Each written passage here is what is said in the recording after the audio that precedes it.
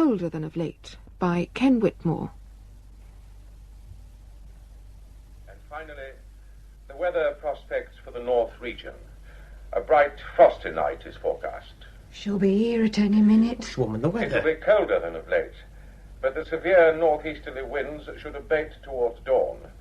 And there is a likelihood of snow on the hill. Norman, Miss Let him Moraine. finish, The further Sarah. outlook is for a continuing cold spell with falls of snow, heavy in places, likely to affect the entire region. There, that's her. This is the north region of the BBC Home Service. Now, tell her we want no pencil writing. now- Get it in ink. Henry You Hall tell her. and the BBC Dance Orchestra. Anybody'd think you were scared of her. All right, I'm coming. Well, you're in a tearing rush to open up to a starving soul, Sarah Minshall. What's the matter? Is the house afire? Oh, Miss Moraine, I'm sorry. I came just as soon as ever I could. Let the old witch freeze to the doorstep, is that what Norman said? Then you'd get a soft-headed landlord who'd drop the rent to 10 bob a year. Or maybe not, eh? Here's the rent book, Miss Moraine. Well, let me into the hall, then. Can't see in this dark. Never mind my fingers dropping off with frostbite. Just mind that step. It's right icy. I can see I threw good brass away decorating these walls for you. Some folk just don't respect other people's property. Norman decorated it himself, Miss Moraine, if you remember, and it's peeling off the walls because of the damp we've been telling you about Damp? ever since. Bad paper hanging, more like. This row of cottages has stood here hundreds of years. They're in the guidebooks. A charming group fronting the quaint old High Street. That's what they call them. These walls are as solid as your Norman's head. Now, none of your nonsense, and let's see the colour of your money. See, it's 2 weeks you owe, isn't it? Just let's get me pen. No, it's never. We settle up prompt every week, as you well know. You'd be a right rare one for this day and age if you did that. But you're right this time, as it happens. In pen, please. What do you say? You're writing it in pencil. Norman says you should write it in ink with a pen. Rent, in a rent book. He can lump it, then. Then I must give you no rent. What's this? Am I suspected of some underhand devious malpractice because I run out of the house without a pen? Here's a pen, Miss Moraine. What? And ink on the hall table here. I do hate to see a mistrustful woman, Sarah. You're a funny little body. Well, give it here. Now, give me the money. Right. Now, in ink. Received February the 18th, 1947, 5 shillings and 9 pence. There. Satisfied? And there's your blessed pen. Thank you, Miss Moraine. Good night. Night, Sarah. Oh, there's just one thing. Norman Minshall. I know you're skulking back of that door. Minshall, I want words with you. Aye? Were you calling me, Miss Moraine? Do they tell me you're doing some work for that Mrs. Perigord at the Shepherd's Pie restaurant? I'm building an extension for her, yes. Well, just remember you're supposed to be maintenance man at my mill, not odd jobber for the village in general. I don't run a mill for the convenience of a man setting up a business for himself on the side. It's the final warning, Minshall. And if I have to dismiss you, I dismiss you from this house, too. And I'll write that down for you in ink. Good night. Now, watch your footing on that ice, Miss Moraine. Watch your footing. I hope she breaks a blasted neck. Come out of the cold, Norman. Let's get this door closed. Just a minute. What's she driving tonight? Blasted Bentley. Look at that. 75 years old, too mean to employ a rent man, drives around in a damn Bentley collecting her coppers. They wouldn't believe that if you put it in a book. Hellfire! She's going to pull right out in front of that car! Miss Moraine! Look out! I daresn't look. Are they all right? Come on, inside. Norman, they might be hurt. Inside. The force she wants us as a witness in her favour.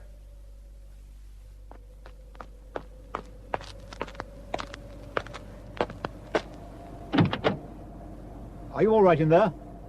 Madam, are you all right? It's not a blessed speedway track. Why don't you look where you're going? Are you all right? Is my car all right, that's all. Here, out of my way. Let me out. Blessed speed hogs. Now, I should sit quietly for a minute. You've had a shock. Are you going to let me out? And you can loose hold of my elbow. I'm no invalid. This road's a sheet of glass. Right bash. This is going to cost you a good few weeks' pay, young man. I beg your pardon? Oh, look what you've done to this mudguard. You can't replace bibs and bobs like that on a Bentley for 9pence, you know. Not to mention that radiator of yours. Sunbeam Talbot, eh? It's not a speedway track. We've both got off light if you stop and think. A couple of hours' work for a panel beater, dab of paint, that's all. It'll go back to the works, and you'll pay for it. Well, look, I don't want to stand here arguing, but I wasn't to blame, you know. I suppose you'll be saying I was in a minute. Look, I'm prepared to forget it. I'll bet you are. I've taken a bigger clout than you, and you did cut right out in front of me. I'll trouble you for your name and address. This is a reckless driving case. I think you're right. Name and address. All right, I'll write it down. Few some paper here. My wallet, yes, and a pen. Bernard Baxter, 19 Leopard Gardens, Hendon, Middlesex. There. And I'm putting up at the inn here tonight. The mortal man? That's right. And your name? Moraine. Martha Moraine. The Lead Hall. 2 miles up the road on the edge of the moor. Moraine? Heard of me, have you? No, it's just the name, Moraine. It means an infectious disease of cattle, doesn't it? If that's meant as sarcasm... Look, Miss Moraine, I advise you to go home, get a good night's rest, and get your car into a garage in the morning, and then forget all about it. It's a good offer. Listen, Mr. Baxter, I'm getting browned off with you. Will you please let go of my coat? Are you aware of my standing in Gimmerbeck? I practically own this dale. The chairman of the bench is a very good and close friend of mine. Let go of my coat. The village police sergeant and me have an understanding. We've no time for road hogs in this dale. Oh! I warned you about holding my coat. You bullying devil. Strike an old woman of 73. I'll have you up for assault and battering. And could I just point out to you, Miss Moraine, or Mrs. Moraine, whichever the case may be, that under Section 16 of the Offences Against the Person Act of 1861, you just committed an unlawful assault on me by placing your hands on my coat. Good night. Baxter? Yes? You give me £50 and we'll say it never happened. Good night. Was the meal satisfactory, Mr. Baxter? Thank you, it was very good. Will there be anything else? Oh, you might put a couple of bottles in my bed. It's like the Arctic up there. That's been done, sir, and I've lit you a fire. Oh, thank you. Thank you. Are there any other guests? Just one gentleman, Mr. Grinton. He pays us a call from time to time. Oh, by the way, I'll be making a start at 7 in the morning, so I want to call at 6. 6? Breakfast at past, orange juice, red hot porridge, and ham and eggs, I think. Well, sir, ham and eggs, what with rationing. Oh, we're in the heart of the English countryside, aren't we? A pig in every parlour, a hen under every bed. Don't tell me you live on Woolton pies and snook up here. There is the law, Mr. Baxter. Oh, we come face to face with it at every turn, don't we? Here you are. Would a couple of pounds help to defray any fine you might incur? Oh, thank you kindly. I'll see what I can do. Now, would you like to step through to the saloon bar? There's a nice warm fire in there. Lead me to it. That's the tap room through there. Local mill workers and farmhands get in there. I think you prefer the saloon. Just through here, sir. This way, sir. Oh, evening, Mr. Grinton. Hello, Peter. Hello, Rector. I didn't see you come in. I was as unobtrusive as possible, Peter. Rose, see that Mr. Baxter's well looked after. I'll just go and see how your fire's getting on, sir. Now then, sir. Oh, Scotch, please, if you do have the real McCoy. Excuse me, sir. Will you join us over here and share the merry blaze? Thank you. Would you join me in a drink? Oh, well, that's very decent. A rum and peppermint, please. Good. And your companion? Oh, a pint of bitter. It's very noble of you. All right. Now, a Scotch, rum and peppermint, and a pint of bitter, please. Right, sir. Here you are, miss. Bring our drinks over, will you? Yes, certainly, sir. Oh, look, do take my seat. Here, I'll move round a bit. All right. I'll stand in front of the fire until the blood starts flowing. My name's Baxter, by the way. And my name's Synico, Arthur Synico. Rector of this parish. And this is Mr. Grinton. How do you do? Mr. Grinton's our local, I think the term is news hound. Forewarned is forearmed. Here you are, gentlemen.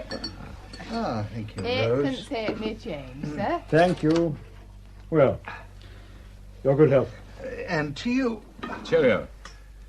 And here's hoping you meet with no more little accidents. Accidents? What, is that the talk of the village already? It only happened 3/4 of an hour ago. I'm paid to be a walking antenna, Mr. Baxter. And you know how it is in a village. Kick one and they all limp. Don't I know your face, Mr. Baxter? I doubt it. This is my first time in these parts. Well, I travel all over Yorkshire. Mr. Grinton's the agricultural correspondent of the Yorkshire Evening Standard. He only pays us a call every month or so. A peripatetic post, you might say. Keep the party clean.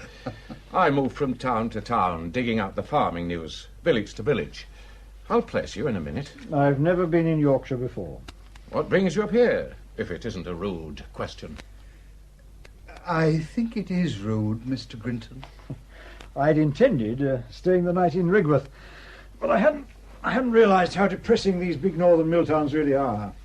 The Blitz didn't make much improvement, did it? No. I just thought I'd push on to somewhere more pleasant, and I saw the sign, Gimmerbeck, 20 miles. Rigworth's my hometown and very close to my heart, Mr. Baxter. But have another drink. Rose, my love, same again. Right. I suppose you don't realise you came within inches of making yourself a village hero tonight, Mr. Baxter. Oh, yes? Gimmerbeck's dragon slain. The toast of this tiny Dalestown tonight is a 42-year-old... I didn't get your occupation. I didn't mention it. And you're a bit out on the age as well. Oh, you must forgive Mr. Grinton. He's trying to loosen your tongue because the villagers steadfastly refuse to unlock theirs. They're a cagey lot, all right. They keep their counsel. But they'd have erected a statue to you, Mr. Baxter, if only you'd killed the old girl. Miss Moraine? Is she not liked, then? Rector, will you disabuse this innocent gentleman? She's a fellow creature, Mr. Grinton. Show a little charity. She's a greedy, vindictive, spiteful, grasping old... In other words, not Mr. Grinton's cup of tea. Drinks. Thank you, Rector. That's a good Rose. Shove it on the bill, will you? Right, Mr. Grinton, I will. Martha Moraine. Yes. In a way, you know, she's admirable. You have to hand it to her. This Dale's in the palm of her hand. Owns most of it. 30,000 acres or more. The mill, the tannery, half the cottages, and the souls of the tenants. Talk about Russian serfs. Her father bought the mill and gathered most of the land around him. I've ginned up on this family. Broke his neck on a horse in 1904, to universal rejoicing by all accounts. But they cheered too soon. Just 30, Martha was, when she started her reign of terror. You know how she used to recruit labour for the mill? She'd go down to Rigworth or Bradford or Leeds, one of the mill towns, and get a job as a mill hand. And she'd watch very carefully to see who worked well, who pulled his weight, who was a good timekeeper. You follow? Then, when she'd marked down the cream of the workers, she'd sidle up and tempt them to Gimmerbeck. Pure country air, security of employment, a cottage by a beck. And then? The rude awakening. Exploitation, Mr. Baxter. The threat of eviction if you put a foot wrong. I'll tell you, one of these mill hands, in about 1910 or 11, wasn't it, Rector? What? The woman who died. Oh, before our time. About 1910.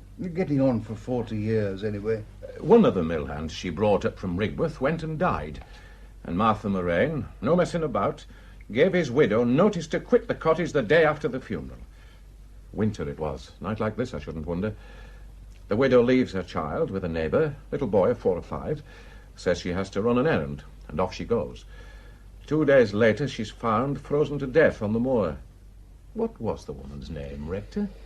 Her gravestone's in a corner of the churchyard, but I must confess I haven't looked at it for years. What became of the boy? Is he still in the village? No. Back to Rigworth, I suppose. Relatives or what have you. Some said the woman called at the Lead Hall. That's Martha Moraine's house. You pass it on the way to the moor. They say she called on Martha to beg for one more chance, but got turned down flat and just wandered onto the moor to die. It sounds a bit far-fetched. Listen, Mr. Baxter. I could tell you more tales about Martha Moraine. Oh, really? Well, what about the brass band? Brass band? She confiscated their instruments. This is only about 18 months ago. The Gimmerbeck British Wool Brass Band. Quite famous in these parts, Mr. Baxter. Most of the instrumentalists work at Miss Moraine's mill. They went down to a contest in Manchester and won first prize. Then they started celebrating.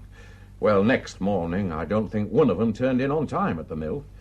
Next band practice, they go along to the old loom room where they keep their instruments and do the rehearsing, and their instruments have gone. What's this? Oh, says Martha, I've suspended the band for a month. Next time it'll be the sack. Then there's George Sarum. Yes? A bit of an artist with a paintbrush. Only got one arm. Just about scrapes a living doing local landscapes, as far as I can see. He's one of Miss Moraine's tenants, little cottage down by the river. And she's taken him to court for non-payment of rent.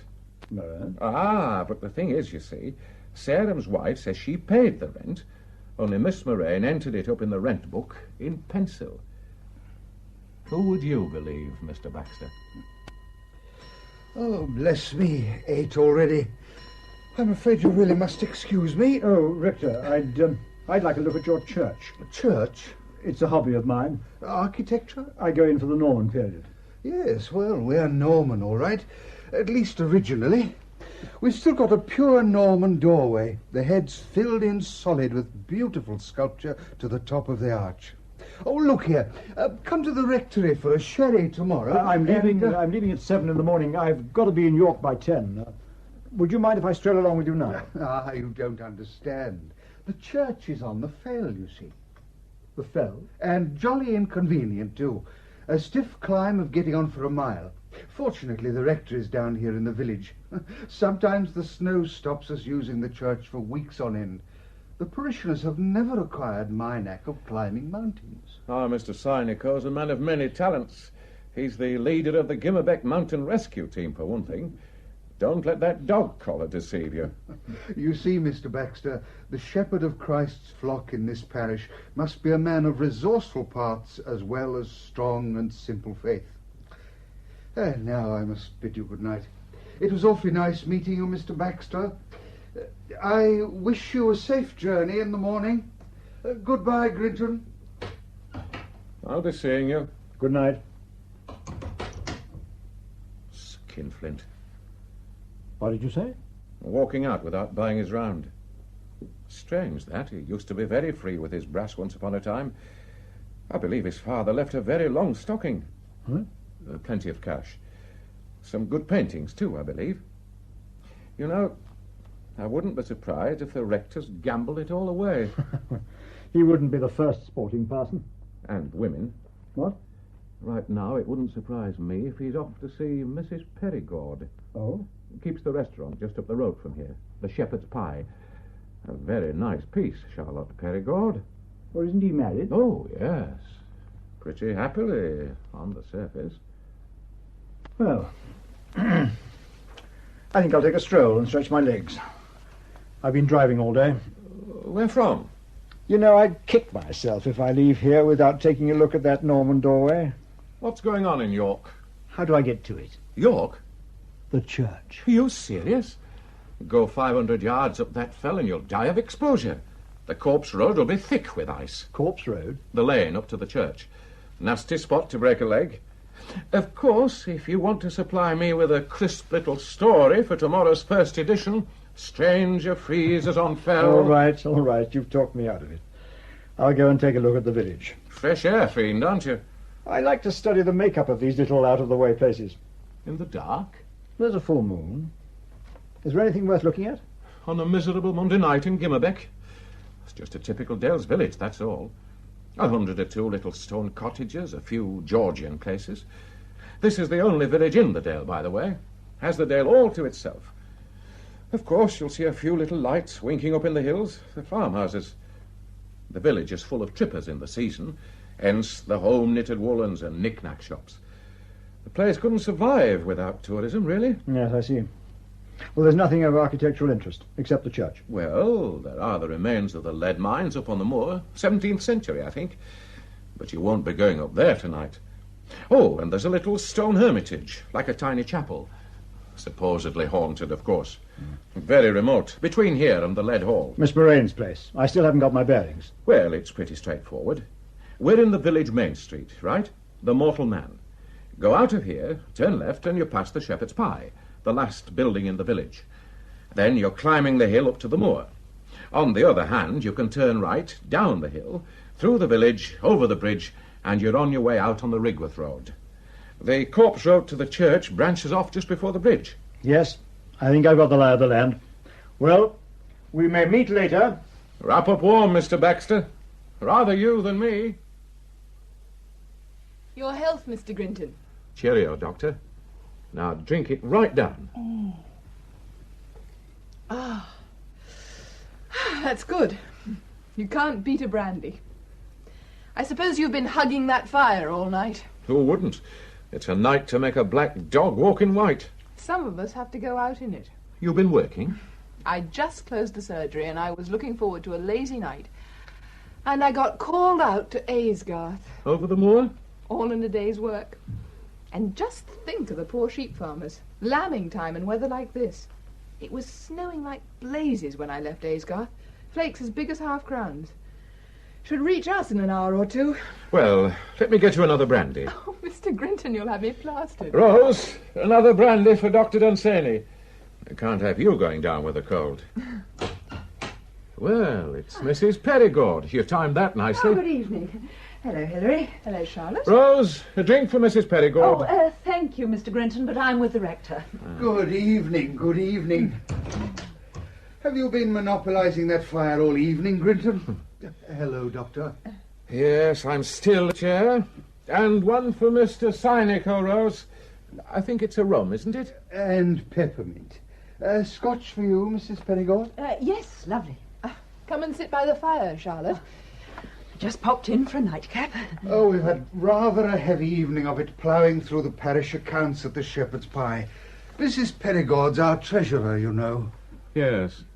Well, I'll just move these chairs around so you can all get a peep at the fire. Right, and I'll put this one over there. Fine. You sit there, Mrs. Perigord. Thank you. Don't mind me. I'm toasted all through. Well, this is all very snug. Charlotte, I don't want to spoil the party fun, but speaking as your doctor, I think you're very unwise to come out on a night like Oh, this. please don't bully me, Hilary. I'm liable to burst into tears. Anyway, I think I've earned a drink. I don't keep a single bottle in the house now. You're doing very well, but you mustn't take any risks. Thanks, Rose. I'll take the tray. I'm rather cross with you, Rector. My dear Dr. Dunsany, you make me feel very guilty. Just as long as you remember Charlotte's still in a very delicate state of health. Oh, good God, Hilary, can't we give it a rest for once? Dr. Dunsany, can you spare a minute? This gentleman's been hurt. Oh dear, what's happened to him? All right, Randall, I can stand on my own 2 feet. Stay in the bus, Mr. Baxter. Just keep a hold on me till we get you to a chair. What happened? Did you slip on the ice? I just ricked my damned ankle, that's all. My dear Mr. Baxter, here, take my chair. Now let's sit down. Gently does it. My God, Baxter, I do believe you've been trying to climb up to that church. Came a cropper, did you? Look, I'm sorry to cause all this commotion. My ankle seems to have packed in. All right, let me take a look. Now get your blasted hands off me. I'll just unlace your shoe. Hands off, I said. Don't be a fool, Baxter. The lady's a doctor. Well, are there no men doctors in this benighted place? Sorry, you'll just have to put up with me, Mr. whoever you are. Baxter. Sorry. I just prefer being treated by a man. Golly, is it 10 already? Now off with that shoe, Mr. Baxter. There. Peter, could you get me a roll of bandage and a jug of cold water? Right you are. Now, I'm just going to press here, Mr. Baxter. Thank you very much. Yes. It's rather ugly and puffed up, but, grit your teeth, Mr. Baxter. I'm going to give it a little twist. Is it broken? All you're suffering from, Mr. Baxter, is a badly sprained ankle and a slight case of misogyny. Were you trying to get up to the church? The church? Mr. Baxter's a student of Norman doorways. All right, I'm an idiot. It looked perfectly straightforward to me. I'd only gone 100 yards and bam, down I went. Lucky it didn't happen at the top. Stranger freezes on fell. Bandages, Doctor? Oh. Where do you want this job?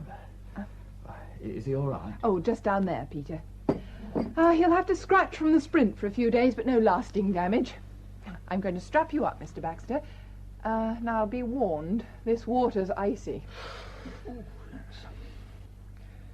Oh, dear, this is marvellous. I'm supposed to be in York at 10 in the morning. Well, you won't be driving anywhere on that ankle. Is there anybody in the village who could run me there? He'd be well paid.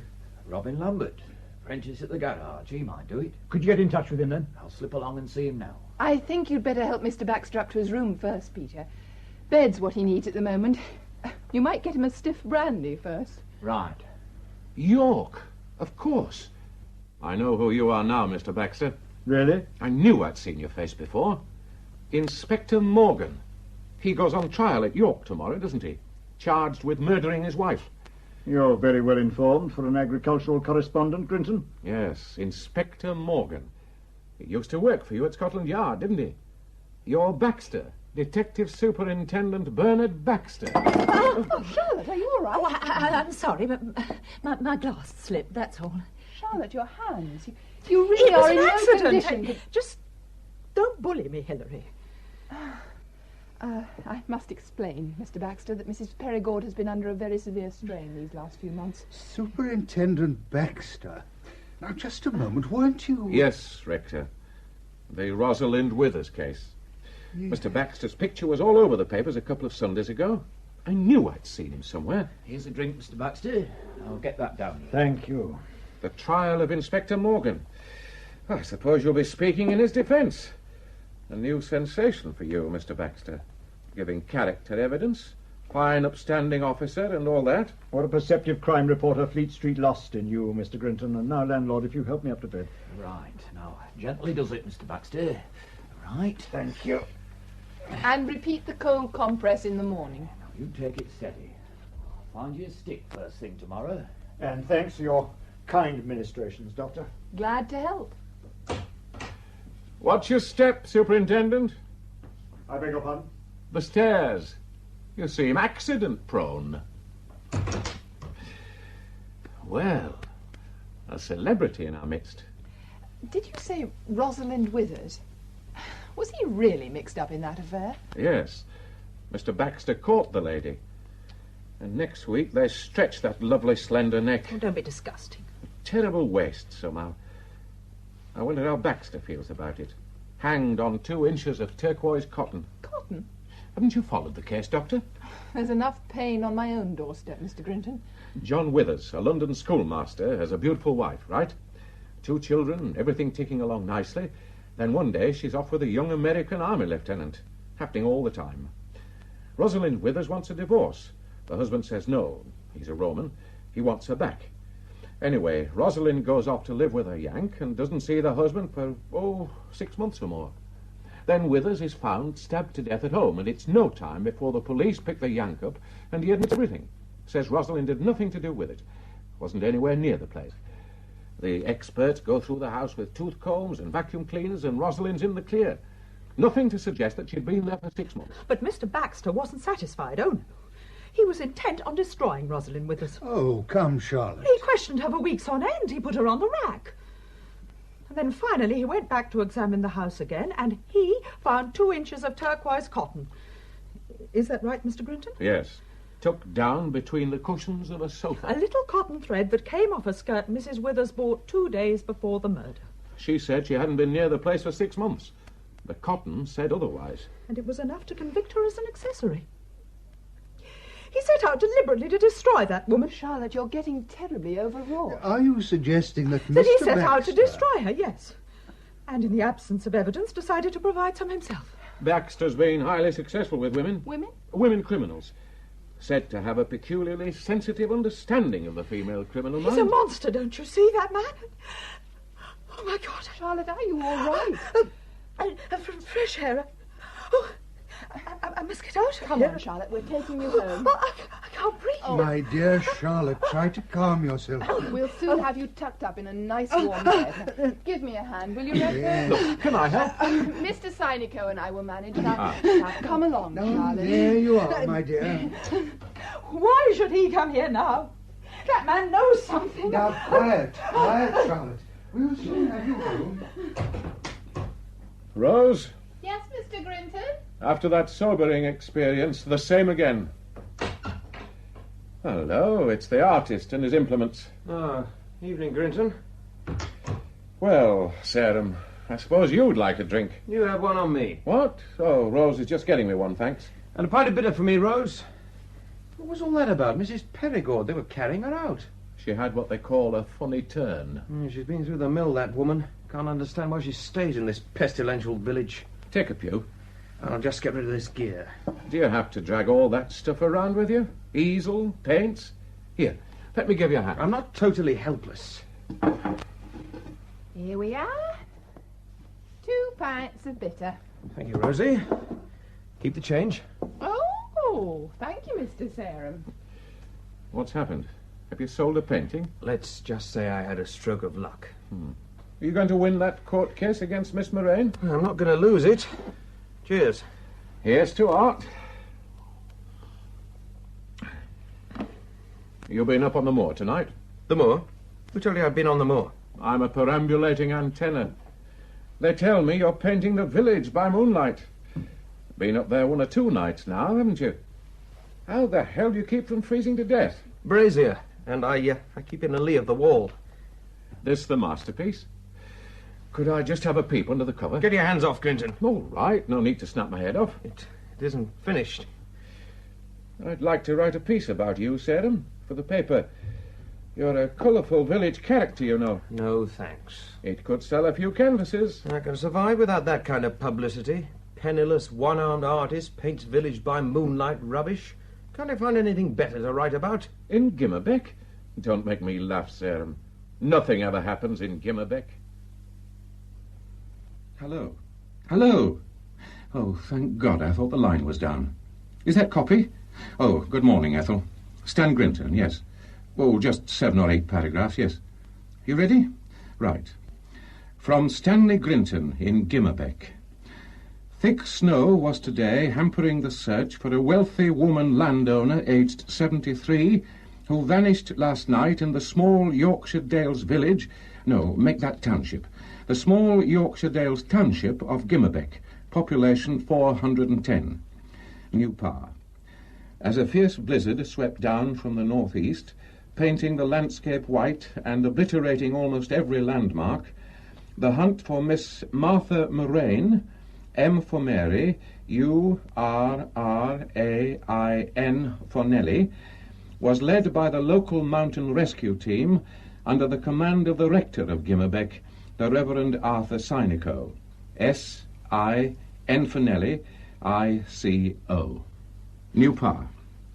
Miss Moraine has not been seen since leaving her home, the Lead Hall, as in lead pencil, on the fringe of Gimmerbeck Moor shortly after 9 o'clock last night. Her housekeeper, Miss Alice Pegg, also 73, says her mistress left home on foot shortly after receiving a telephone call. Police are trying to trace the caller. New Par. Snow started falling at midnight and has now cut the township off from the outside world, with every roadway impassable and drifts of 20 feet reported in exposed places. New Par. Among those stranded in Gimmerbeck is Detective Superintendent Bernard Baxter of Scotland Yard, who was to have travelled on to York today to give evidence for the defence in the trial of a former colleague, Inspector Morgan. Well, Mr. Baxter, Peter's made you very comfortable. A snug little bedroom to rest up in, a wood fire, a good book. Is it a good one? Captain Scott's diaries. What better for the snowbound traveller? They tell me Miss Moraine's taken it into her head to emulate Captain Oates. Captain Oates? When the rations grew short and he was holding up the party. Oh, yes. He walked out into the snow, didn't he? I'm just going outside, he said. I may be gone for some time. And he never came back. A gallant gentleman, as they say.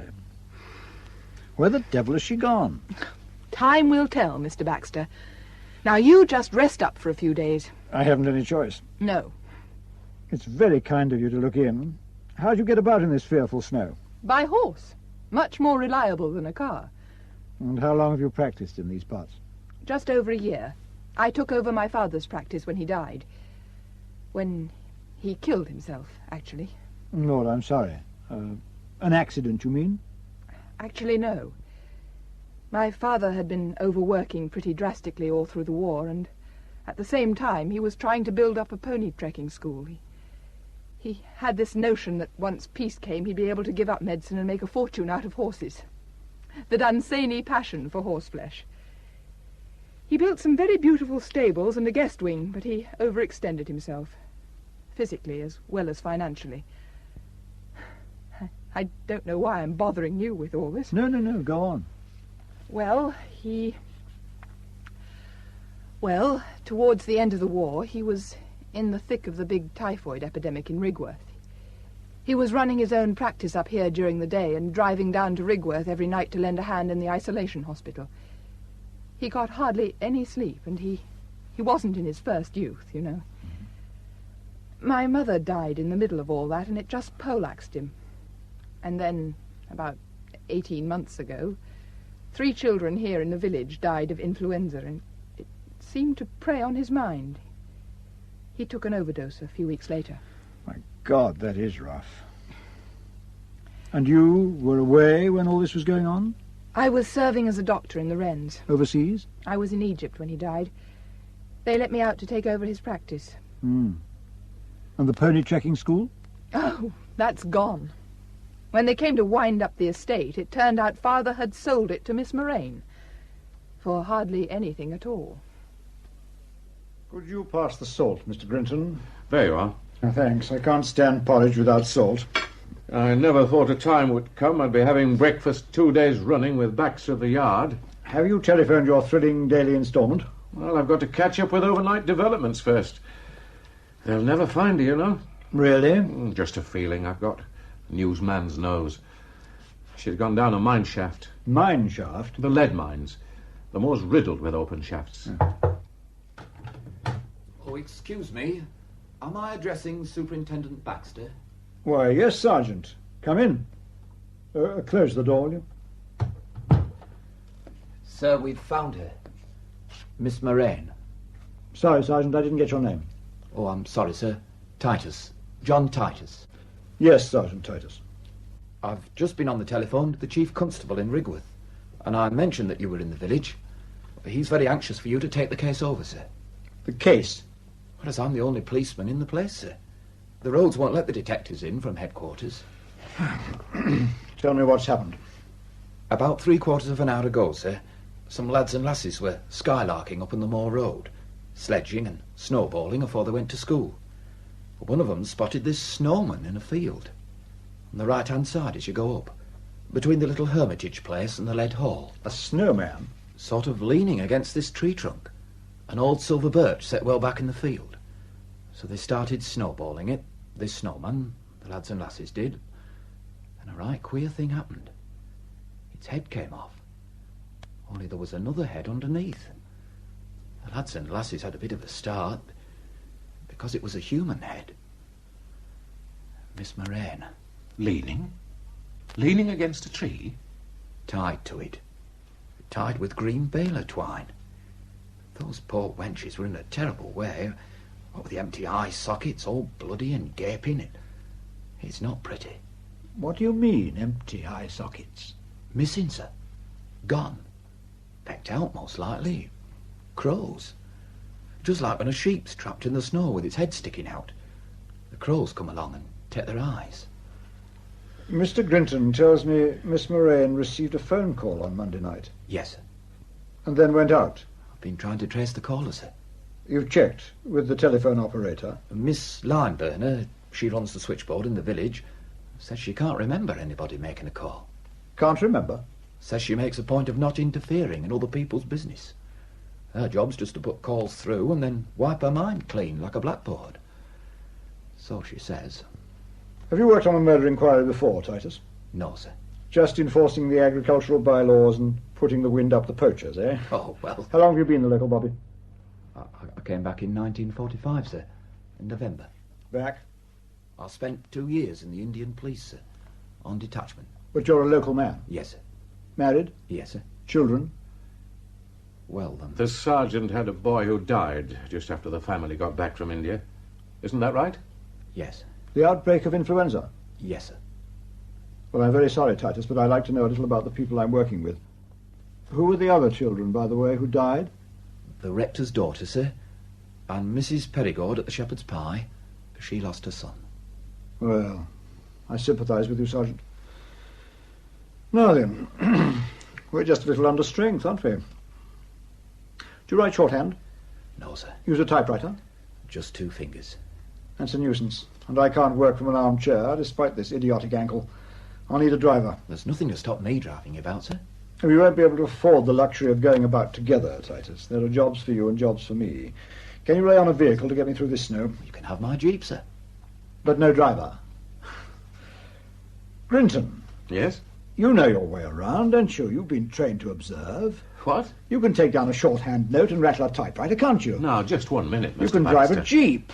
Now, you know the people and the territory. Look, Mr. Baxter, I don't feel inclined to do any dirty work for the police. Oh, you disappoint me, Grinton. Eh? This is a unique chance in the life of a reporter to be right in on the hunt. Think of the story you'll have when it's all over. Are you serious? Are you one of those journalists who combine reporting with photography? Well, yes. Then you're perfect in every way.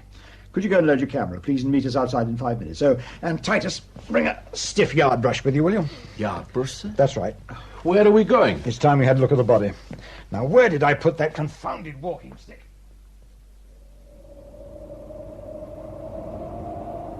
Well, here's a picture that will never make the front page. What'd you say, Grinton? Head and shoulders close up. Put people off their cornflakes.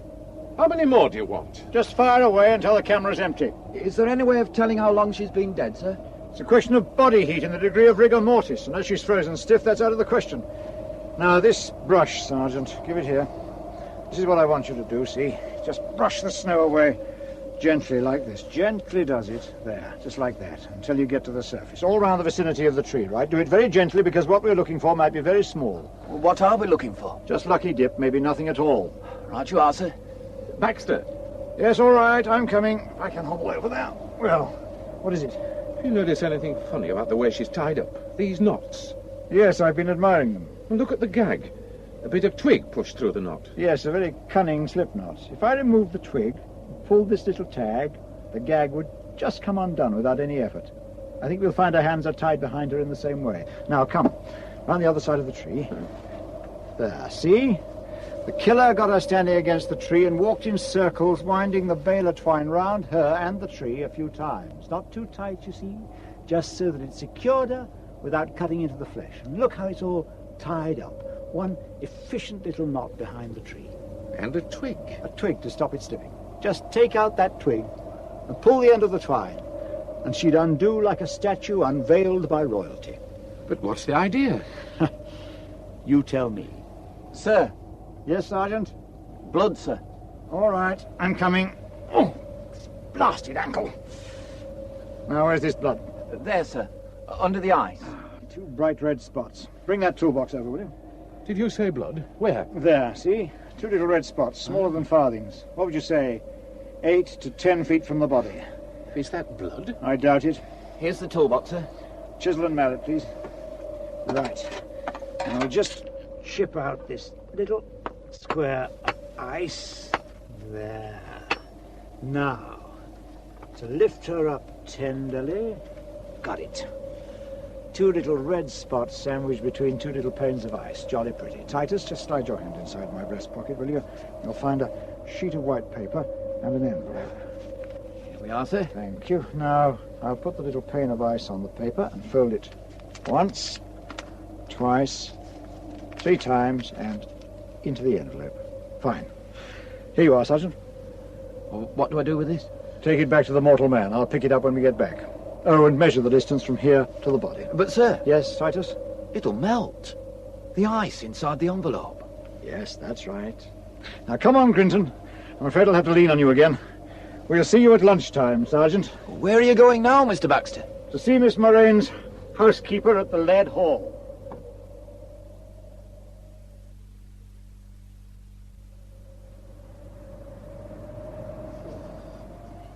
Knock again, Grinton. I gather the old girl's a bit on the deaf side. What on earth happened over there? Oh, the stables. They burned down, more than a year ago. Any horses killed? No, it was converted to living quarters years back. Nobody there at the time of the fire, though. Oh, well, I can hear somebody coming. Ah, Mr. Baxter, good morning. And Mr. Grinton. Well, Rector. You certainly cover your parish. Mr. Baxter, I'm very much afraid the housekeeper, Miss Pegg's, taken the news rather badly. Oh, yes? She had a sort of blackout. She's on the settee. I've covered her with a blanket and sent for Dr. Dunsany. Oh, yes, well, you'd better come in.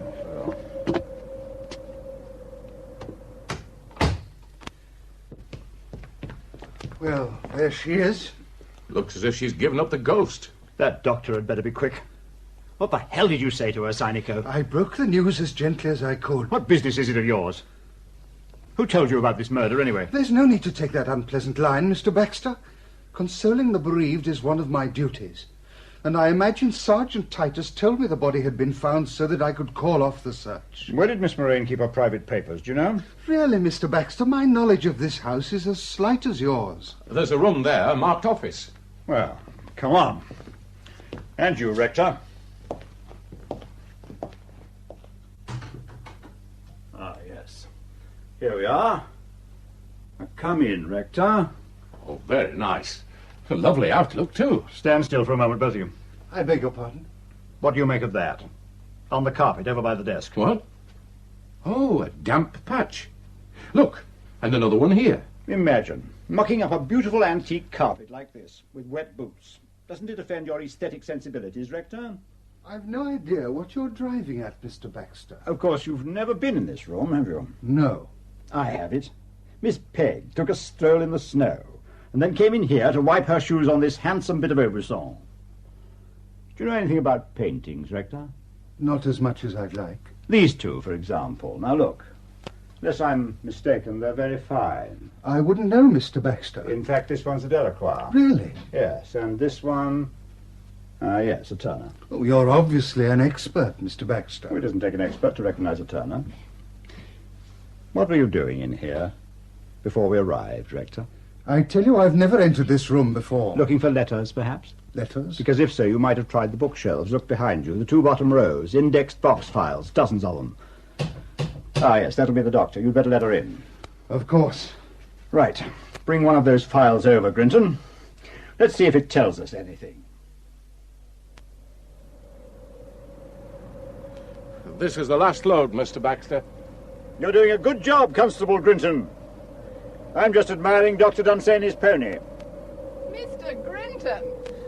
Oh, hello, Superintendent. Good morning, Doctor. What is Mr. Grinton doing with all those boxes?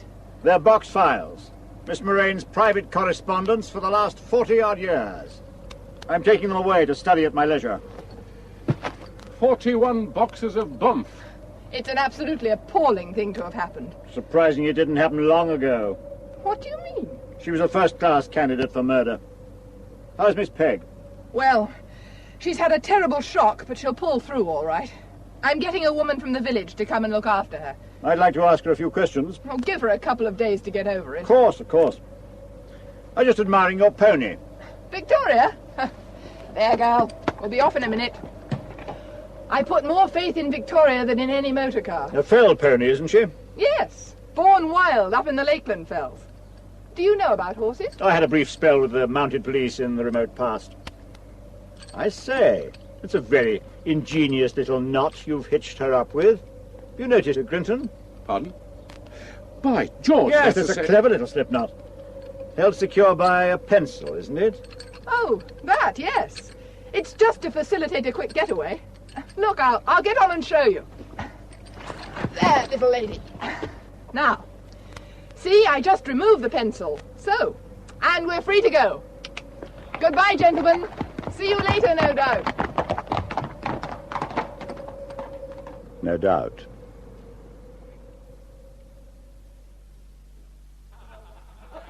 Here's your coffee, gents. Was lunch all right? Went down a treat, me old lad. What's all that racket in the tap room? It's the men from the mill, Mr. Baxter. It seems as soon as the news trickled into the mill, they all down tools. You can't move for 'em in the tap room. What? They just walked out? Declared it a holiday. It's not been like this since VE night. Just ring if you want anything else. Celebrating. You're going to be unpopular, Mr. Baxter. Oh? If you catch him.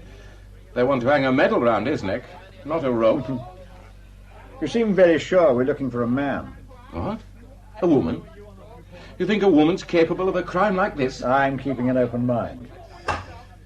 Excuse me, sir. Where's coming, Sergeant? Anything fresh? All the telephones are down, sir. My God, the first time in my life I get a decent scoop and the telephones go dead on me. And we found this, sir. What is it? It's Miss Moraine's hat, sir. A red hat. Where was it? At the base of the tree, under the snow. No snow under it. No, sir. It must have come off before the snow started. And so she was there before the snow came down, which was midnight, wasn't it? Yes, sir. Oh, he asked me to hold on to this envelope for you, sir. The blood. Ah, yes. Give it here, will you? Do you mind, Mr. Baxter? I've just had lunch. Look the other way if it upsets you. Now, open up. Well. You can look now, Grinton. No, thanks. It isn't blood, Grinton. Our two little spots of crimson are still bright and intact. Blood would have watered down when the ice melted. What is it, then? Is there by any chance an artist living in Gimmerbeck? An artist? This is paint. Oil paint.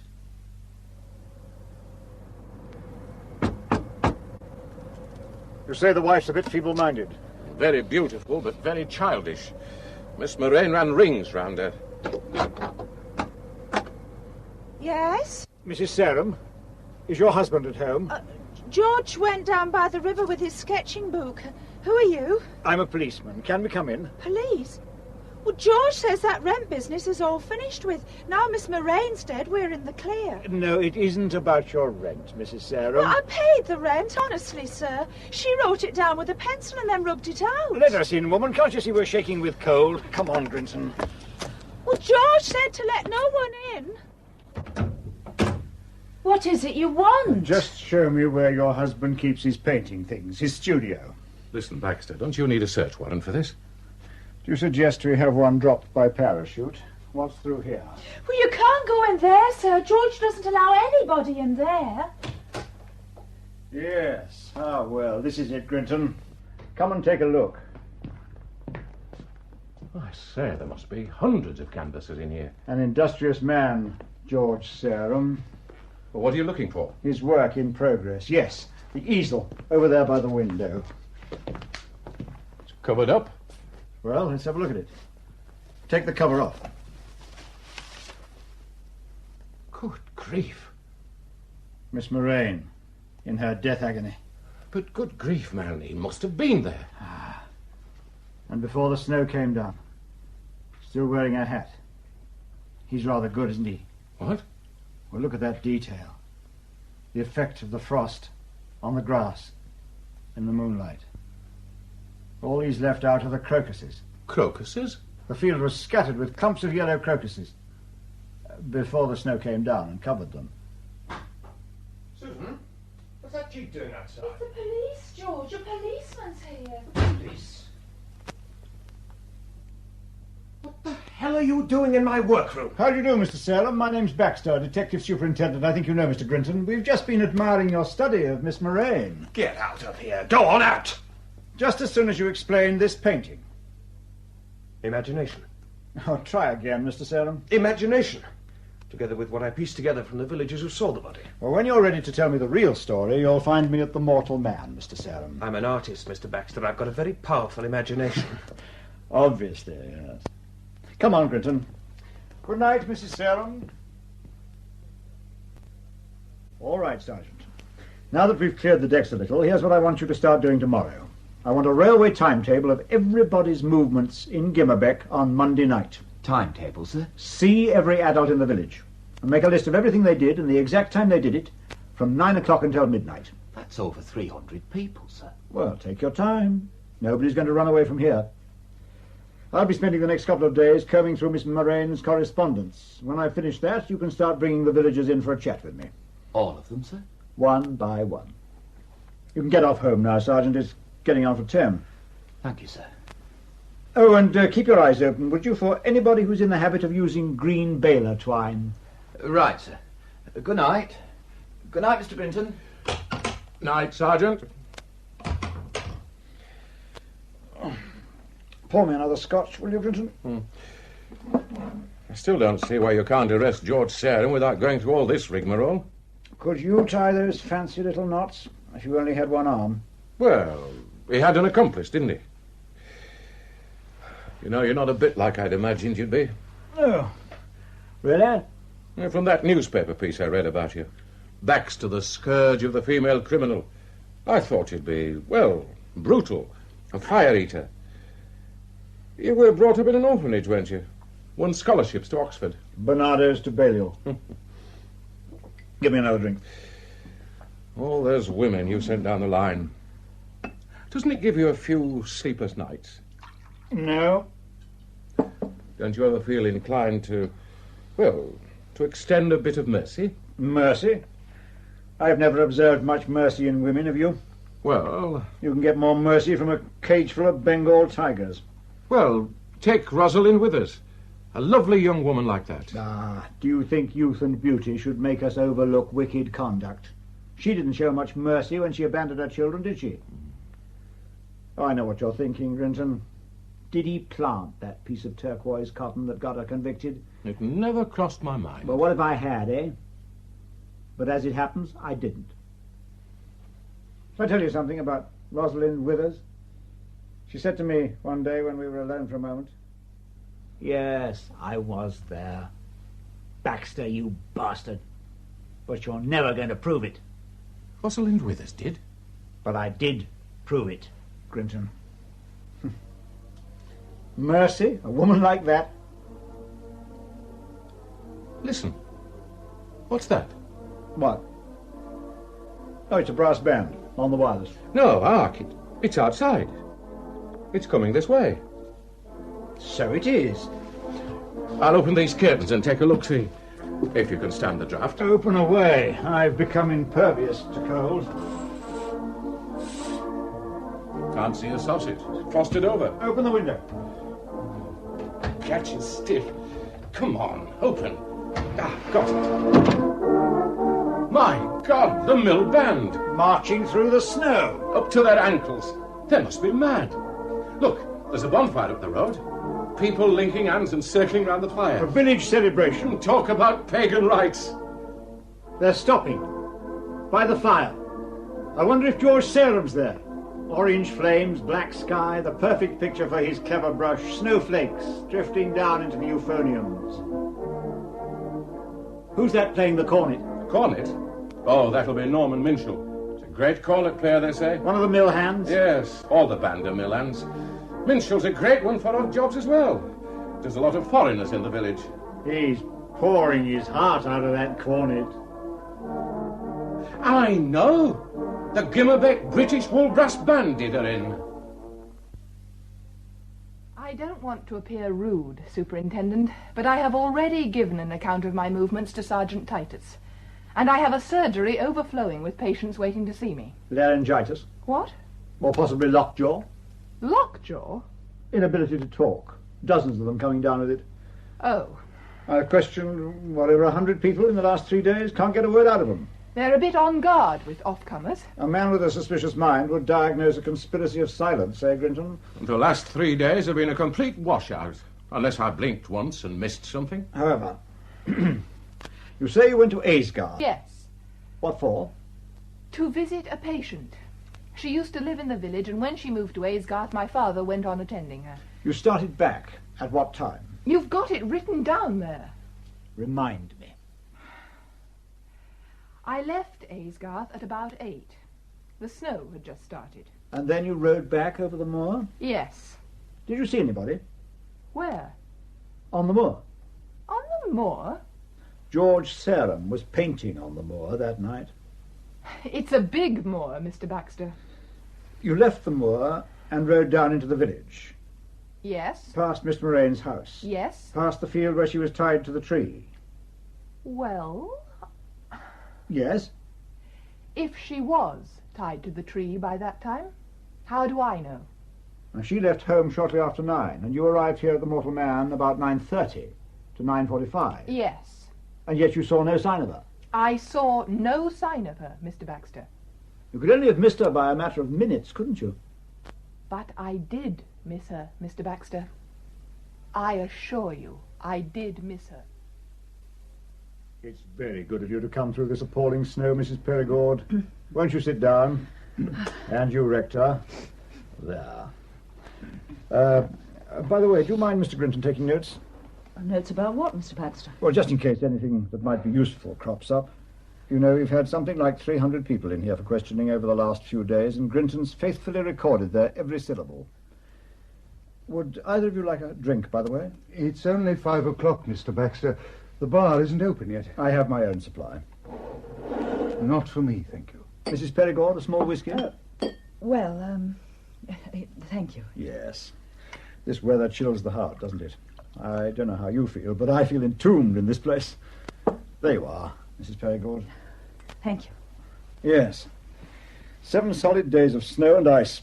They tell me half a dozen wild ponies were found dead standing on their feet on the edge of the fell this morning, huddled together for warmth, poor devils. And we'd be in much the same way if the RAF hadn't dropped us those consignments of food. Could we come down to brass tacks, Mr. Baxter? Why, yes, Mrs. Perigord, of course. Could you tell me why Miss Moraine was blackmailing you? I beg your pardon? Miss Moraine kept a copy of every letter she wrote over the last 40 years or more. Just let me read one to you. Now, this is dated the 9th of January, 1946. About a month after your son died, I think. Dear Madam, I am, as you know, ever desirous of diversifying my interests in this dale, and the Shepherd's Pie restaurant seems to me an investment which could be put on a sound footing given the benefit of my business acumen. I therefore propose purchasing a 50% share in the establishment, and for this I would pay £800. I think our partnership would stand proof against anything but a visitation of pestilence. I don't call that blackmail, I call it impudence. How much did you pay for the Shepherd's Pie? £3,000. And when was that? I came here 3 years ago, February 1944. My husband was killed in the Western Desert the summer before.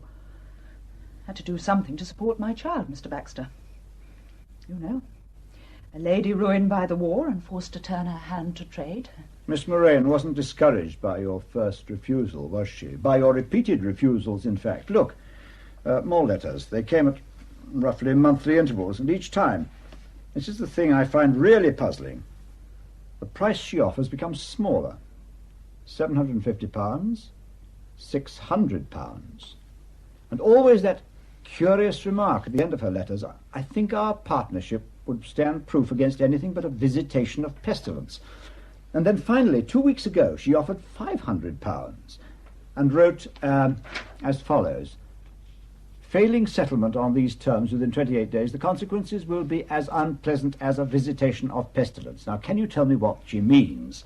Pestilence. She was mad, Mr. Baxter. Isn't that obvious? Could I turn to you, Mr. Seinico? Perhaps you could tell me why Miss Moraine was blackmailing you. Mr. Baxter, you really have entered the realms of fantasy and penny dreadfuls. Would you describe yourself as a rich man, Rector? I keep my head above the tide. You inherited a large sum 3 or 4 years ago. How much was that? Well? £19,000. And some paintings, I think. Just 2. A Turner and a Delacroix, in fact. Yes. Which we saw the other day at Miss Moraine's. Yes. I have a letter here where Miss Moraine offers to give them wall space. She says the rectory is unsuitable, too damp. And if anything happened to the paintings, it would be as distressing as, here it is again, a visitation of pestilence. Did she take the £19,000 as well? Why on earth should she do that? You still have it? I'm afraid I gambled it all away, Mr. Baxter. That was good going. The visitation of a pestilence, Rector, what does that mean? I really don't know, Mr. Baxter. Could it be gambling, do you think? We struggled up the hill to see Miss Moraine's housekeeper yesterday, didn't we, Grinton? Miss Pegg. She's still very low, Rector, but she did manage to tell us what Miss Moraine said about that telephone call that took her out of the house on the night she died. The fools agreed to settle. That's all she said. And then she put on her hat and coat and went out. The fools agreed to settle. Now, it could mean one fool or several, couldn't it? And then Miss Pegg said something very curious. I happened to mention the fire that destroyed the stables at the Lead Hall, and she said it was a mercy it hadn't happened while the sick children were still there. I asked what sick children she meant, and she broke down. I couldn't get any more out of her. Could either of you enlighten me about these sick children? No, I thought not. On our way back from the Lead Hall, I decided it was time I had a look inside the little hermitage. I understand it's church property, Rector. I'm afraid I had to pick the lock. That was an unwarranted trespass, Superintendent. What would you call it? A shrine? We found these 3 photographs on the, what do you call it, the altar. 3 children. Why couldn't you leave the place in peace? I had to identify the photographs. Grinton didn't recognize any of them. And now you know, Mr. Baxter. Yes, the landlord identified them. Your son, Mrs. Perigord, and your daughter, Mr. Sineco, and I believe this is the son of Sergeant Titus. We committed no crime, Mr. Baxter. I don't see what connection there can be between our private griefs and your inquiry. You don't? A shrine? A shrine where you went secretly, the 2 of you and Sergeant Titus? Where you went by night, furtively, to light candles and kneel before the images of your dead children. Why? To seek their forgiveness? To make atonement to them? To salve your consciences? They died young. They were all we had. Influenza? You still mean to tell me they died of influenza? You could see the death certificates. Signed by Dr. Dunsany Sr.? Yes. Who shortly afterwards killed himself.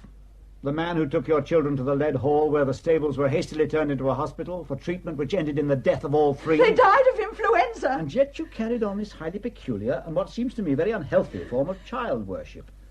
And you go on torturing yourself, Mrs. Perigord. Your nerves have been in shreds ever since, and if I'm not mistaken, you go in for a good deal of drinking. Oh, really, Baxter? I lost my husband and then my son. Wouldn't you drink? All right. Just one more question for the moment.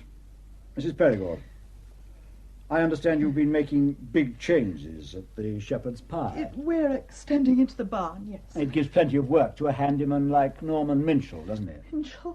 Yes, quite apart from his job at the mill, I believe he's a one-man building and joinery firm. He's doing your extension, isn't he? Yes. Now, I see from your statement to Sergeant Titus that on Monday you were at home all evening at the Shepherd's Pie until about 9:45. Yes. And then you came here to the Mortal Man for a nightcap with Mr. Sineco. You may remember we met briefly. We spent the evening going through the parish accounts. In your living quarters over the restaurant? Yes, yes. And you can corroborate that, Rector? That's what happened. Well, it's just that Norman Minchell claims he called at the Shepherd's Pie about 8:30 and could get no answer. But he never comes on Mondays. He said he'd left his spirit level behind. He needed it for some other foreigner he was working on. There was a light burning upstairs, but he could get no answer.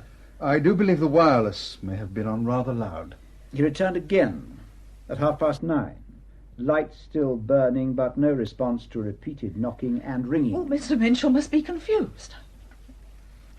Why do you keep baler twine, Mrs. Perigord? Baler twine? Green baler twine. Grinton and I happened to take a look round your outbuildings a couple of days ago. It was Grinton who came across it, a roll of green baler twine. You searched my outbuildings? Why? It was in the old saddle room. But that faces onto the road. The doors are never locked. Don't you see? Anybody could have gone in there and taken it. What do you need with baler twine? I use it to cover lampshades, to make table Oh, no, what are they trying to do to me? Oh, just keep calm, Charlotte. You're perfectly innocent. Oh, innocence means nothing to him, can't you see? A couple of yards of baler twine, 2 inches of turquoise cotton. He'll do anything to hang a woman, don't you understand? Oh, Charlotte, keep your head. Perhaps she'd like another glass of whiskey. You really are beneath contempt, aren't you, Baxter? Come on, Charlotte. I'm taking you home. Oh, why does he want to hang me? Come on, out of here. There's nothing he can do to hurt you. I assure you. All right, I'm coming. What's all this about? Grinton! Let me in, Titus, quick. Listen, it's after 1 a.m. That's right. Knock your snow all over the carpet. Titus, listen. He's gone up to the church. Baxter has? I thought I'd better warn you. The church? Well, then he'll kill himself. Save us all a lot of heartache, won't he? He's gone on a ruddy horse. He's what? He was sitting there all night, after the rector and Mrs. Perigord had gone, staring into the fire and swigging his whiskey. And then, about half an hour ago, he suddenly turned to me and said, the parish registers. Parish registers? He said the rector would have entered the true cause of the deaths in the parish registers. Clever swine. Did he? God knows. And then he got me to drive him to Dr. Dunsany's. He borrowed her pony and started off up the hill. She let him go? He was in no mood for arguing. OK. Now listen, Grinton. Go and tell the rector what's happened. Tell him to get his climbing gear on and meet me at the bridge as soon as he can. That's a lethal-looking shotgun you've got on the wall, Sergeant. Shotgun? Don't tempt me, Grinton. Now move, man.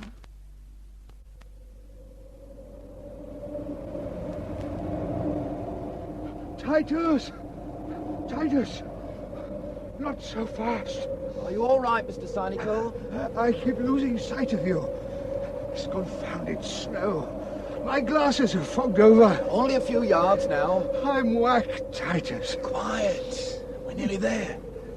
Look. What is it? A light. In the church. So, Baxter made it. Any sign of the horse? Listen. Tapping. Kind of hammering. It's coming from the graveyard. Look. A little light glowing in the graveyard. He's got a lamp. What's he up to? Come on, let's get a bit nearer. Quietly now. God, I walked straight into the pony. I didn't see it. Quiet. He's going this way. Who's there? Hello? Who's there? I've got a gun and I know where you are. Now, who's there? It's all right, Baxter. We're over here. Sinico? And Sergeant Titus. We were worried about you. Well, that's very considerate of you. You can put the gun away, Mr. Baxter. Gun? Oh, this. Take a closer look. A hammer? Yes, I've got a chisel too. You see, Rector, I was looking for your parish registers and hadn't banked on that strong old safe you keep in your vestry. I take it the registers are in the safe? Yes. You must prize them highly. So I thought I'd take a look at the gravestones of your children and see if the inscriptions gave any hint of the way they died. The stones are thick with ice. I've been trying to chip it off to see what's underneath. Our children were cremated. They have no gravestones. Then I've been wasting my time, haven't I? Come on. I want you to open that safe. Typhoid fever. Yes, Mr. Baxter. Down here in your own very neat hand. All 3 of them died from typhoid fever. That doesn't make us murderers, sir. I take it your religious scruples prevented you from hiding the truth in a document kept lying in the church, Mr. Sinico. Our children's deaths and Miss Moraine's are unconnected. I'm going to have the full truth from all of you. Mr. Baxter, listen. Not tonight. Tomorrow. Sleep on it, the pair of you. I want you all in the Mortal Man at 10 in the morning. All of us? I want Mrs. Perigord and Dr. Dunsany there as well, and George Selwyn. And now, if you're fit, we'll be moving. You're taking the register? Naturally. You have another register there, Mr. Baxter, an old one. You surely don't need that. Don't tell me what I want, huh? Now, if you're ready, you can follow the horse. She'll show you the way down. We'll make our own way, Superintendent. You'll come with me. Well, Mrs. Perigord? Yes, Superintendent? It's 10:10. Where have the Rector and Sergeant Titus got to? I haven't seen them since 8 o'clock this morning. They said they'd try to be here on time. Try? Where have they gone? They didn't tell me. And Serum, do you know where he is? No. Dr. Dunsany, do you know anything about this? Perhaps they overslept. They were up most of the night, weren't they? Very amusing. Grinton? Couldn't say, Mr. Baxter. By God, it bites your face off out there. Serum, have you seen the Rector and Sergeant Titus? No, why? Have they stood you up? Let me get to that fire. You're late. There's a blizzard, haven't you noticed? Kept blowing me back home. What's all this about, anyway? Will you all sit down? We'll have to make a start without them. That's right. close to the fire.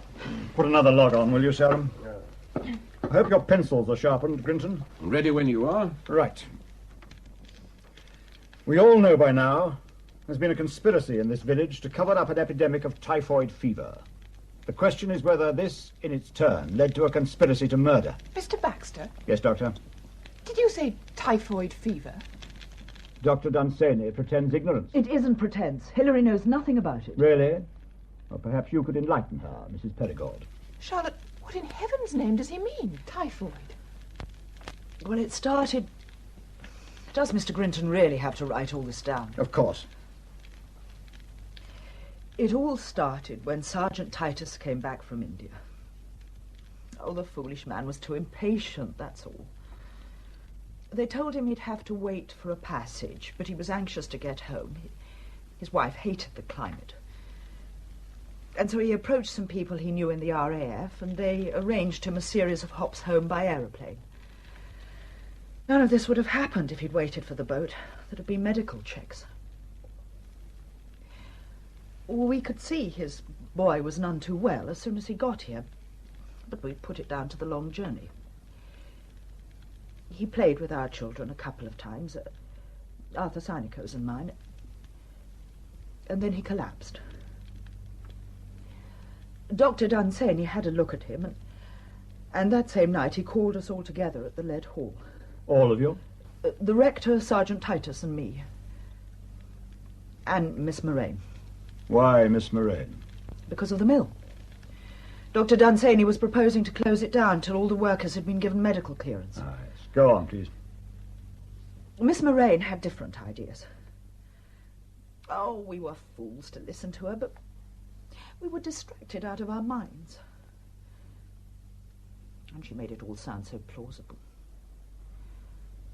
It was December 1945, remember?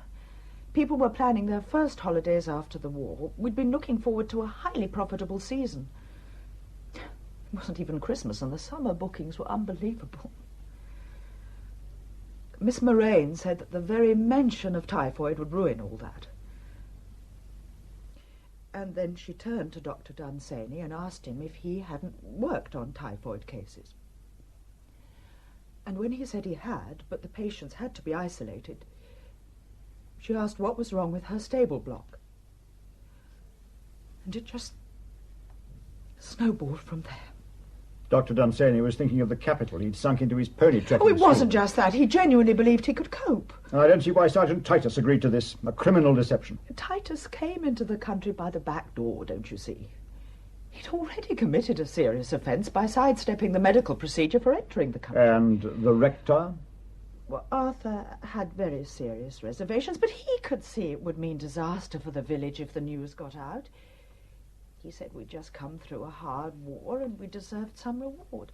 And he had faith in Dr. Dunsany. But everything went wrong. It all turned into a nightmare. 3 children died. The stable block was burned down because it had been infected by a visitation of pestilence. And Dr. Dunsany, already at the end of his tether because of what he'd done to those children, was sucked dry by Miss Moraine and decided to put an end to himself. Well, Doctor, you had a very powerful motive. Yes, Mr. Baxter. And if I'd known about it, I wouldn't have hesitated.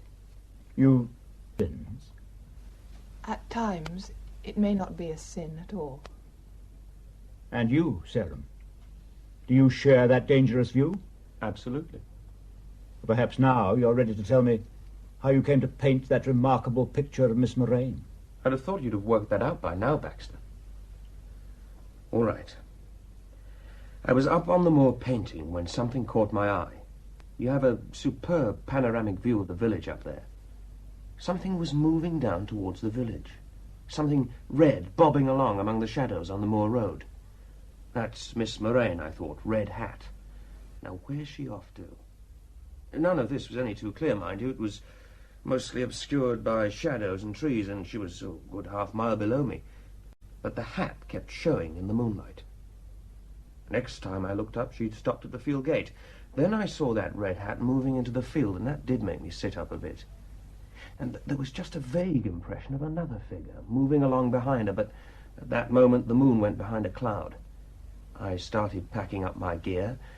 Oh, and then I heard a horse coming over the moor. Yes. Dr. Dunsany. She went off down the road towards the village. On my way home, I had a nose round the field to see what had been going on. There she was, trussed like a turkey and stone dead. Dead? Died of fright, didn't she? You don't think I'd have left her there if she'd been alive? Wouldn't you? To be honest, I don't know. So, you calmly set about painting her picture? It was a magnificent subject, Baxter. And to me it was like dancing on a coffin. Why didn't you report this to anybody? And give the good man who did it no chance to cover his tracks. I'm not inclined to hand anybody over to so-called justice. Justice has a way of catching up. Cynico. Oh, good morning. Titus, where in God's name have you two been? I'm sorry we're late, sir. Nowhere of importance, Baxter, I assure you. We were just unavoidably delayed. Please go on with what you were saying. I was just about to say, Rector, that justice has a way of catching up, and that the feeblest prosecution could tear all your stories into snowflakes. None of you. You, Rector, Mrs. Perigord, Titus, Sarum, Dr. Dunsany, none of you can give a faintly credible account of your movements on the night of Miss Moraine's death. Excuse me, Mr. Baxter, but Mrs. Perigord and the rector were with me, sir, at the Hermitage. Which is what, 200 yards from where the body was found? And then there's the question of your movements. Isn't there, Mr. Baxter? My movements? Well, sir, your story was that you were trying to get up to the church that night, to look at a Norman doorway. Only nobody saw you, did they? We've just been up to the church again, Baxter. That's why we were a little late. What? To discover what you were hammering away at in the churchyard last night. Your story about trying to read the inscriptions on our children's graves rang terribly false, you know. At any rate, we soon discovered the gravestone you'd been trying to deface. We interrupted you before you could obliterate the name, didn't we? The grave of a woman who froze to death nearly 40 years ago when she was turned out of her cottage by Miss Moraine. A woman named Baxter. Your mother, Mr. Baxter? Could somebody give Mr. Baxter a glass of whiskey? Here, I'll do it.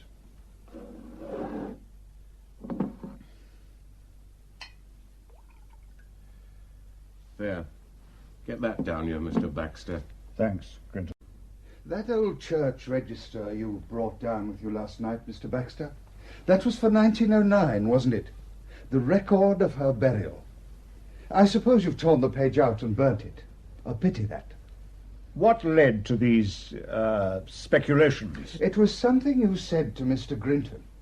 You said the field was full of crocuses, yellow crocuses, before the snow came down. Except, as far as anyone knew, you never saw the field till it was covered in snow. I could have cut my tongue out the moment I said it.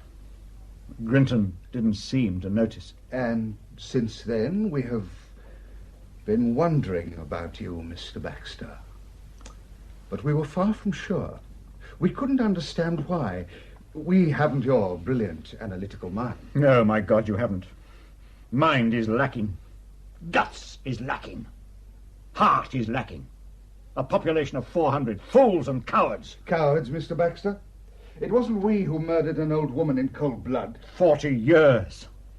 And what opposition did you put up? Oh, what are you suggesting, that we should have murdered her? How many lives had she ruined and destroyed? Civilized people are held back, Mr. Baxter, by their consciences. While their families and neighbours suffer, and the wicked thrive. If you tolerate evil, don't you see, you're laying up trouble for everybody. There wasn't one man among you with the guts to say enough. So you calmly planned to come here and commit murder and place the blame on us? You're the guilty ones, morally. That's why I wanted you in the dock, and I think I could have brought it off, but for that one slip of the tongue. I'd have been well pleased to see you hang the whole village, if necessary, for cowardice in the face of the enemy. But planned? No. No, it wasn't planned. It was quite spontaneous. You'd better write this down in your notebook, Grinton. Mr. Baxter, I'm going to have to ask you... Let him finish, Sergeant. No, it wasn't planned. I wasn't aware of Miss Moraine's existence until I arrived here that night. I knew my mother was buried at the church here, but little of her history. Didn't care, as a matter of fact. All I knew was that she abandoned me when I was 6 years old. I remember that very clearly. Her dumping me on a neighbour and not coming back. All my life, I had never forgiven her for that. Anyway, I was in Rigworth and I decided to pay a call on my birthplace, visit her grave. And then when I got here, I heard the full story. And I just decided that woman had to be taken care of. It was done on impulse, like all the best murders. I phoned her up and said I'd give her the £50 she wanted for the damage to her car. That woman would have gone anywhere for £50. Remember what she told her housekeeper? The fools agreed to settle. I walked up the hill, working out how I'd do it. Everything seemed to be on my side, no people about. I needed a rope, and the saddle room door was open at the Shepherd's Pie. I cut off a length of baler twine and carried on up the hill. After that, it was a piece of cake. She was just as weak and pathetic as all of you are when it actually came down to it. Went meekly as a lamb. I tied her up and finished it off with slip knots. The plan was to come back here and then go out to her at 4 in the morning. She'd be dead by then. I was going to untruss her. Those knots come apart quite easily, don't they, Doctor? And then leave her lying in the field as though she'd simply frozen to death. Had a fall, possibly, or some kind of seizure. By 7, I'd have been away from here. By the time anybody got suspicious, if they ever did, I'd have been forgotten. But I sprained my ankle on the way back. No chance of getting out at 4 to tidy her up. And then the snow came down. And then the snow came down. And it's still coming down. You know, the moor, all at once, seems a very attractive place. Nothing but miles of clean snow. Mr. Baxter, where do you think you're going? Have you ever heard of Captain Oates, Sergeant? Captain Oates? Let him pass, Sergeant. Thank you, Rick. I'm just going outside. I may be some time.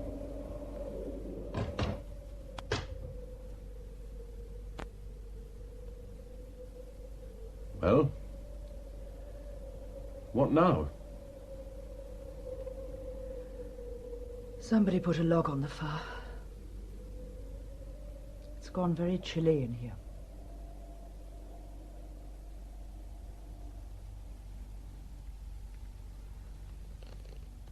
In Colder Than of Late by Ken Whitmore, Detective Superintendent Baxter was played by John Franklin Robbins. Sarah Minshall was Judith Barker, Norman Minshall and George Sarum, Russell Dixon, Martha Moraine, Sheila Price, Peter and Sergeant Titus, John Jardine, Stanley Grinton, Harry Beattie, Arthur Synico, Ronald Herdman, Charlotte Perigord and Susan Sarum, Heather Stoney, Dr. Dunsany and Rose, Bonnie Hurren. The play was produced and directed in Manchester by Alfred Bradley.